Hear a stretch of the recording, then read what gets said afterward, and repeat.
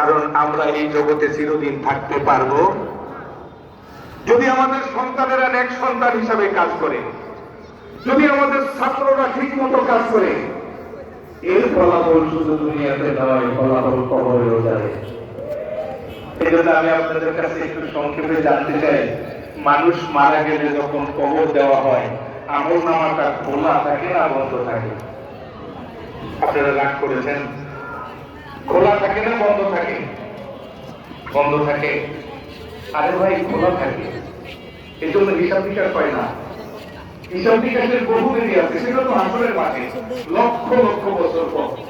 এমন মানুষ আছে কবরে যখন লেগেছে তখন গুনাহগার, হাসরের মাঠে নেককার।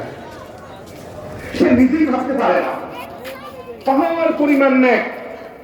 এক পর্যায়ে নিজেই বলবে যে এই নেক তো আমার না, বলবেন আপনার। বলে আন্না আলী জালিকা, কোত্থেকে আসলো? বলে বেদোয়ায়ে ওয়ালাদিকা লাক, তোমার সন্তানের দোয়া।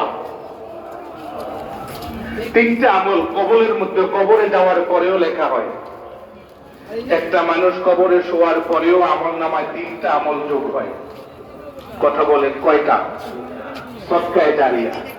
এতক্ষণ পর্যন্ত আপনারা যেটা অংশ নিলেন, এই মাদ্রাসায় দান না করলে কোথায় দান করবে মানুষ? এটা এক পরীক্ষিত মাদ্রাসা, গতানুগতিক মাদ্রাসা না। সদকায়ে জারিয়া